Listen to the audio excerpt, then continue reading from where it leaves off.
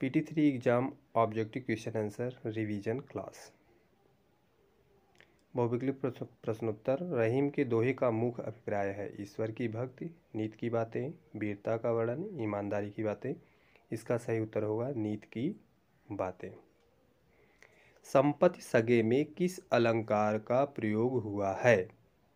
श्लेष अलंकार, अनुप्रास अलंकार, पुनरुक्ति अलंकार या यमक अलंकार।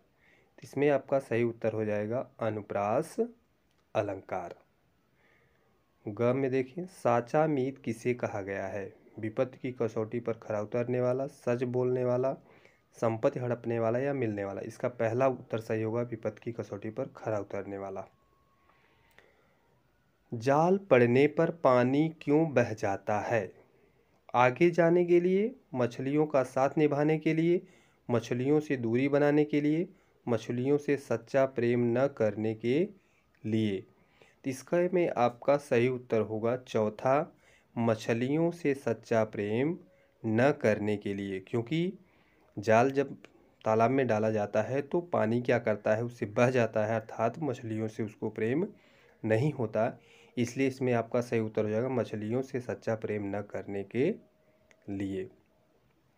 अंग में देखें, क्या जल मछली से प्रेम करता है?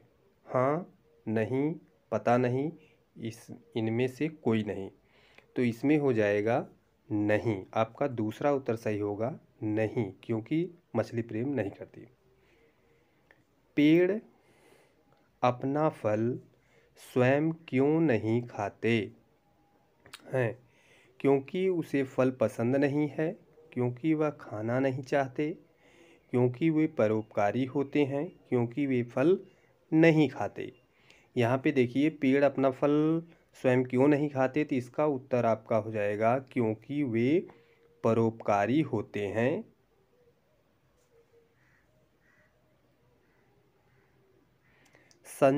सज्जन संपत्ति क्यों जमा करते हैं? पहला इसमें आपका उत्तर हो जाएगा सज्जन संपत्ति क्यों जमा करते हैं? बुढ़ापे के लिए, धनवान बनने के लिए, दूसरों की मदद के लिए, अपने बाल बच्चों के लिए। तो जिस प्रकार से वहाँ पे पेड़ आया था वो परोपकारी होते हैं और अपना फल स्वयं नहीं खाते, ठीक उसी प्रकार से जो सज्जन व्यक्ति होते हैं वह दूसरों की मदद के लिए धन का संचय करते हैं। तो इसमें आपका सही उत्तर हो जाएगा तीसरा, दूसरों की मदद के लिए। ठीक है, सज्जन संपत्ति क्यों जमा करते हैं? दूसरों की मदद के लिए। पाठ 12 कंचा से बहुविकल्पी प्रश्नोत्तर। इस कहानी के लेखक का नाम बताइए। कंचा जो कहानी पाठ है इसके लेखक कौन है, इसमें आपको नाम बताना है। P Ramaswamy, P Gopal Swami, T Subramaniam, T Padmanabhan. इसका सही उत्तर चौथा हो जाएगा टी पद्मनाभन। कांच के बड़े बड़े जार कहाँ रखे थे? दूसरा क्वेश्चन आपका है, कांच के बड़े बड़े जार कहाँ रखे थे? दुकान में या मेज पर, अलमारी में या काउंटर पर। इसका सही उत्तर हो जाएगा अलमारी में। रामन मल्लिका किसकी हंसी उड़ा रहे थे? रामन और मल्लिका किसकी हंसी उड़ा रहे थे? जॉर्ज की, अप्पू की, कंचों की या उपयुक्त सभी। इसमें हो जाएगा अप्पू की। दूसरा, अप्पू के विद्यालय के रास्ते में किसके पेड़ों की घनी छांव थी? नंबर 1 पीपल के, नीम के, आम के या फिर शीशम के। इसमें आपका सही उत्तर हो जाएगा दूसरा, कि वह विद्यालय के रास्ते में नीम के पेड़ थे, नीम की घनी छांव थी। अंग, अप्पू का ध्यान किसकी कहानी पर केंद्रित था? सियार और कौवा की, लोमड़ी और कौवे की, लोमड़ी और सारस की, सियार और ऊंट की। इसमें आपका पहला उत्तर सही हो जाएगा सियार और कौवा की ओर उसका ध्यान केंद्रित था। अप्पू को कंचा आकार में किस प्रकार का लग रहा था? ये आपका च वाला का उत्तर आपको पता करना है। अप्पू को कंचा आकार में किस प्रकार का लग रहा था? बाल की तरह, आंवले की तरह, अंगूर की तरह या फिर नींबू की तरह? तो इसमें आपका उत्तर सही होगा दूसरा, आंवले की तरह, क्योंकि कंचा बड़ा बड़ा दिख रहा था, उसे आंवले के समान लग रहा था, इसलिए इसमें आंवले की तरह। पाठ 13 तिनका, बहुविकल्पी प्रश्नोत्तर। तिनका कहाँ से उड़कर आया था? अब इसमें आपको पता करना है तिनका कहाँ से उड़ के आया था। पास से, पैरों के तले से, छत से या फिर बहुत दूर से। क्योंकि तिनका का कोई निश्चित स्थान तो होता नहीं, क्योंकि वो बहुत दूर से उड़ते हुए जब तूफान चलता है तो उसमें से धूल कण जो उड़ के आते हैं वह बहुत दूर से उड़ के आते हैं। इसमें आपका सही उत्तर हो जाएगा बहुत दूर से। न तो वो पास से था, न पैरों के तले से था, न छत से था, बहुत दूर से था। ख में आपका होगा तिनका कहाँ आ गिरा। आप इसमें सही उत्तर छाटेंगे। तिनका कहाँ आ गिरा? कवि के सिर पर, कवि की नाक में, कवि की आँख में या कवि के पैर पर? तो कवि की आँख में पड़ी थी और उसकी आँख भी क्या हो गई थी? लाल हो गई थी। इसलिए इसका तीसरा उत्तर सही हो जाएगा कवि की आँख में। आँख में तिनका जाने पर क्या हुआ? बहुत ही इंपॉर्टेंट क्वेश्चन। आँख में तिनका जाने पर क्या हुआ? आँख दुखने लगी, आँख लाल हो गई, वह दर्द से परेशान हो गया या उपर्युक्त सभी? देखिए, आँख में जब तिनका जाएगा तो आँख दुखने भी लगेगी, आँख लाल भी हो जाएगी और दर्द भी होगा। इसलिए इसमें आपका चौथा उत्तर सही होगा, उपर्युक्त सभी। कवि पर किसने व्यंग किया? अभी आया है ना, लास्ट में कविता में आया था कवि पर किसने व्यंग किया है? अक्ल ने, सहपाठियों ने, पड़ोसियों ने या फिर घमंड ने? क्योंकि वह घमंड से ऐंठा हुआ खड़ा था अपने बारजे पर, छत पर। तो इसलिए इसमें आपका सही हो जाएगा कि उसको अक्ल ने व्यंग किया था। उसका जब दिमाग वो हुआ तो उसके अक्ल ने उस पर व्यंग किया था। पाठ 14 खान पान की बदलती तस्वीर, बहुविकल्पी प्रश्नोत्तर। क में देखिए, खान पान की बदलती तस्वीर नामक पाठ के लेखक का नाम बताइए। अब यहाँ पे आपको नाम बताना है, लेखक का नाम क्या है? रामचंद्र शुक्ल, शिव प्रसाद सिंह, प्रयाग शुक्ल या विजय तेंदुलकर? पहले का उत्तर आप, इसमें तीसरा सही हो जाएगा, प्रयाग शुक्ल। न तो रामचंद्र शुक्ल थे, न शिव प्रसाद सिंह थे और न ही विजय तेंदुलकर थे। यह क्या है? ये खान पान की बदलती तस्वीर एक निबंध है, तो यह प्रयाग शुक्ल की है। खान पान की संस्कृति में बड़ा बदलाव कब से आया? Important question. 5-7 वर्षों में, 8-10 वर्षों में, 10-15 वर्षों में या 15-20 वर्षों में? 4 ऑप्शन आपके सामने हैं और 4 में से आपको एक सही करना है, जिसका उत्तर आपको सही भरना है, जिसमें आपका तीसरा उत्तर सही हो जाएगा 10-15 वर्षों में। खान पान की संस्कृति में बड़ा बदलाव 10-15 वर्षों में आया था। ग देखें, युवा पीढ़ी इनमें से किसके बारे में बहुत अधिक जानती है? कह रहे हैं कि युवा पीढ़ी इसमें सबसे किसके बारे में सबसे अधिक जानती है या बहुत अधिक जानती है?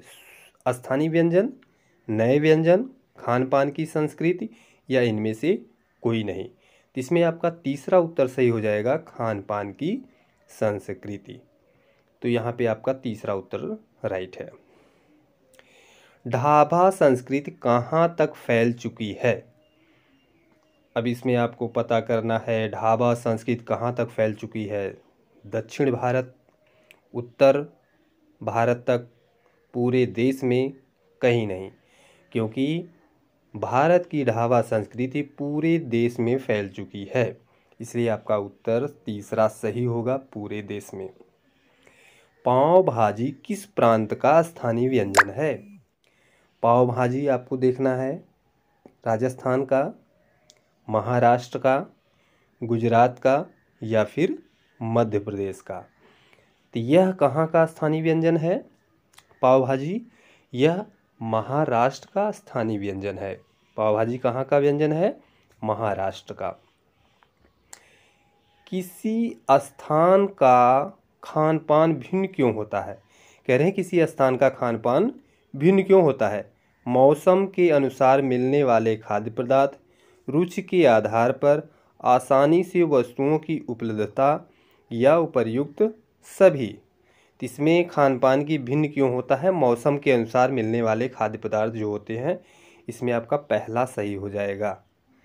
मौसम के अनुसार मिलने वाले खाद्य पदार्थ खान पान में भिन्न हो जाता है। जैसे मौसम बदलता है तो खान पान में अंतर भी आ जाता है। अगला देखें, इनमें से किसे फास्ट फूड के नाम से जाना जाता है? कह रहे हैं कि इसमें सेब तो आपका फास्ट फूड है नहीं, रोटी आपका फास्ट फूड है नहीं, दाल भी आपकी फास्ट फूड नहीं है, तो जाहिर सी बात है अगर ये तीनों नहीं है तो चौथा जो होगा वो आपका फास्ट फूड होगा। चौथा आपका बर्गर क्या है? फास्ट फूड है। पाठ 15 नीलकंठ बहुविकल्पी प्रश्नोत्तर। नीलकंठ पाठ के लेखक कौन है? अब देखिए इसमें नीलकंठ क्या है? रेखा चित्र है। और नीलकंठ के लेखक कौन है? यह आपको पता कर सर्वेश्वर दयाल सक्सेना, जैनेन्द्र कुमार, टी पद्मनाभन या फिर महादेवी वर्मा। ये लेखिका हैं। नीलकंठ क्या है? आपका रेखा चित्र है या महादेवी वर्मा के द्वारा लिखा गया है। और प्रश्न भी इससे बन सकता है, नीलकंठ पाठ के लेखक कौन है? तो महादेवी वर्मा। बड़े मियाँ के भाषण की तुलना किससे की गई है? इसमें आपको पता करना है कि इसमें कौन सा ऑप्शन सही है। ड्राइवर से या चिड़ीमार से या सामान्य ट्रेन से या तूफान मिल से। क्योंकि बड़े मियाँ जब बोलना शुरू करते थे वो बीच में रुकते नहीं थे, वो तूफान, उनकी तुलना किससे की गई? तूफान मिल से। तो इसलिए इसमें आपका चौथा ऑप्शन सही हो जाएगा, तूफान मेल से। दोनों शावकों ने आरंभ में कहाँ रहना शुरू किया? देखिए कितना इंपॉर्टेंट क्वेश्चन है। जो लोग मन से नीलकंठ पाठ को पढ़े होंगे वही कर पाएंगे। मेज के नीचे, रद्दी की टोकरी में, अलमारी के पीछे या पिंजरे में। दोनों शावक कहाँ आरंभ में कहाँ रहना शुरू किए थे? रद्दी की टोकरी में। तो ये दूसरा आपका ऑप्शन सही हो जाएगा। अलमारी के पीछे तो बाद में जाते हैं, लेकिन वो रद्दी का टोकरी को क्या अपना बसेरा बना लिए थे। इसमें दूसरा आपका सही हो जाएगा, रद्दी की टोकरी में। शुरुआत में शावकों ने दिन कैसे व्यतीत किया? मेज पर चढ़कर या कुर्सी पर चढ़कर, कहीं छिपकर, लेखिका के पास रहकर। तो उन्होंने जब शुरुआत में वो आए थे तो उन्हें डर बना रहता था, इसलिए वह कमरे में छिपकर ही अपना गुजारा करते थे। कह रहे शुरुआती दिनों में कैसे व्यतीत किया, तो कहीं छिप करके उन्होंने व्यतीत किया। तो इसमें आपका तीसरा ऑप्शन सही हो जाएगा, कहीं छिप करके। ठीक है। मोर के दोनों बच्चों को चिड़ीमार कहाँ से पकड़ कर लाया था? बहुत ही इंपॉर्टेंट क्वेश्चन है। मोर के दोनों बच्चों को चिड़ीमार कहाँ से पकड़ कर लाया था? यह पहला ऑप्शन है रामगढ़ से, रायगढ़ से या पिथौरागढ़ से, या फिर चौथा आपका है शंकरगढ़ से। तो आप दिमाग लगाइए और आंसर कर जाइए। इसका उत्तर नहीं बताएं क्या? चलिए अच्छा बता देते हैं। इसका उत्तर है चौथा शंकरगढ़ से। ओके। लेखिका ने मोर के बच्चों को कितने रुपए में खरीदा? अब देखिए यहाँ पे जब आप पाठ पढ़ेंगे तो आपको समझ में आएगा। लेखिका ने मोर के बच्चों को कितने रुपए में खरीदा? 25 रुपए में, 30 रुपए में, 35 रुपए में या फिर 40 रुपए में। जो लोग पढ़े होंगे वो तो कर जाएंगे, और जो नहीं किए पढ़े होंगे तो वीडियो देख करके कर जाएंगे। इसलिए यहाँ पर बहुत केयरफुली देखना है, बहुत केयरफुली सुनना है और समझना है। तो ये आपका हो जाएगा 35 रुपए में, तीसरा ऑप्शन सही है। लेखिका को क्या ज्ञात नहीं हो पाया? कह रहे हैं लेखिका को क्या ज्ञात नहीं हो पाया? शावकों की प्रजाति का, नीलकंठ के बढ़ने का रहस्य, नीलकंठ कब बाकी जानवरों का संरक्षक, अन्य जानवर उसके संरक्षक बन गए। अन्य जानवर तो उसके संरक्षक नहीं बने थे, बल्कि वह भी अन्य जानवरों का संरक्षक बन गया था नीलकंठ। इसलिए लेखिका को यह ज्ञात ही नहीं हो पाया कि नीलकंठ कब बाकी जानवरों का संरक्षक बन गया। ठीक है, इसमें आपका तीसरा सही है। अन्य जानवर जब व्यस्त होते थे तो नीलकंठ क्या करता था? देखिए, नाचता था या दाना चुगता था, आराम करता रहता था, उन सभी का ध्यान रखता था। बाकी जानवर जब व्यस्त होते थे तो नीलकंठ क्या करता था? उन सभी की रखवाली किया करता था, उन सभी का ध्यान रखता था। इसलिए इसमें आपका चौथा आंसर सही होगा, उन सभी का ध्यान रखता था। तो इसलिए आप बहुत ही केयरफुली सुनेंगे और समझेंगे और सॉल्व करेंगे। Thanks for watching video. Like and subscribe YouTube channel name LP Hindi study point, जिसमें आप लोगों का बहुत ही हार्दिक स्वागत है। जय हिंद, जय भारत। खुश रहें, मस्त रहें, व्यस्त रहें। थैंक्स।